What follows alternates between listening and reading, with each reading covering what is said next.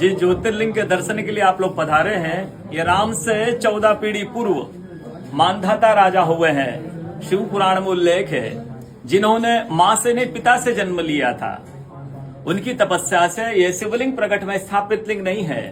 जिस प्रकार आरती करते हम प्रण अक्षर के मध्य, ओम अक्षर के मध्य, यह तीनों एका, जय शिव ओंकारा। एक शिवलिंग में ब्रह्मा विष्णु महेश निराकार धरती से प्रकट हुए हैं। इसलिए अखंड दीप जो जल रहा है प्राचीन समय से, एक ही दीपक में 3 बातें लगातार जल रही है, ब्रह्मा विष्णु महेश की। इस पहाड़ी के ऊपर 7 किलोमीटर का परिक्रमा मार्ग है, वो भी ओम आकृति में है। जो पर्वत पे हम प्रभु ओंकारेश्वर ज्योतिर्लिंग के दर्शनों के लिए खड़े हैं, ये पर्वत स्वयं शिवलिंग की आकृति में है। चारों तरफ नर्मदा मैया जलेरी बनकर बह रही है। पूरे 12 ज्योतिर्लिंगों में शयन आरती होती है, लेकिन बाबा का विश्राम ओंकारेश्वर ज्योतिर्लिंग में है। यहाँ शयन करके 3 बजे रात उठकर महाकालेश्वर जाएंगे, वहाँ स्नान करेंगे। इसलिए वहाँ का भस्म आरती प्रसिद्ध है, यहाँ का शयन आरती प्रसिद्ध है। शिव पुराण में भी कथा आती है, महिलाएं 16 सोमवार व्रत करती है, उसमें भी कथा आती है। क्या कथा आती है? प्रतिदिन भोलेनाथ आते हैं, माँ के साथ विश्राम करके सुबह ब्रह्म मुहूर्त में उठकर चले जाते हैं। एक दिन जब भोले बाबा माँ के साथ पधारते तो माँ पुजारी से पूछती है, पुजारी हमें विश्राम के लिए जा रहे हैं, चौपड़ पासे में किनकी जीत होगी? पुजारी बोलते हैं कि आज ये भोले बाबा जीतेंगे। ऐसा बोलकर पुजारी घर चले जाते हैं।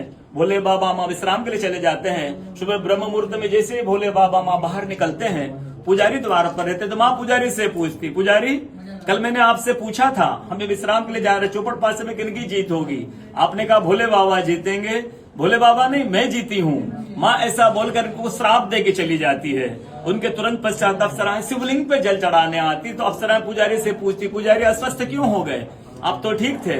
फिर पुजारी बताते हैं, प्रतिदिन भोले बाबा माँ के साथ विश्राम करके चले जाते थे। कल भोले बाबा माँ के साथ पधारे, माँ ने मुझसे पूछ लिया, पुजारी हमें विश्राम के लिए जा रहे, चौपड़ पासे में किनकी जीत होगी? मैंने कहा भोले बाबा जीतेंगे। माँ जीत गई, माँ मुझे श्राप दे के चली गई। अप्सरा बोलते चिंता ना करो, हम अंदर जाकर शिवलिंग की पूजा करके आते, फिर इसका उपाय बताएंगे। अप्सरा अंदर जाकर शिवलिंग की पूजा करके बाहर आकर बोलती, पुजारी आप 16 सोमवार व्रत कीजिएगा, व्रत करते ही स्वस्थ हो जाएंगे, व्रत करते ही ठीक हो जाएंगे। ये वो कथा का दर्शन प्रतिदिन होता है। बोलो ओंकारेश्वर भगवान। पूरे 12 ज्योतिर्लिंग में ओंकारेश्वर ही ऐसा ज्योतिर्लिंग है जिसके दर्शन के पश्चात कोई महानदी का दर्शन होता है, जिसके तट को छूकर कोई महानदी बह रही है। आप काशी जाएंगे, गंगा जी दूर है, उज्जैन जाएंगे, क्षिप्रा जी दूर है, सोमनाथ जाएंगे, समुद्र है, लेकिन ओंकारेश्वर ही ऐसा ज्योतिर्लिंग है जिसके दर्शन के पश्चात कोई महानदी का दर्शन होता है।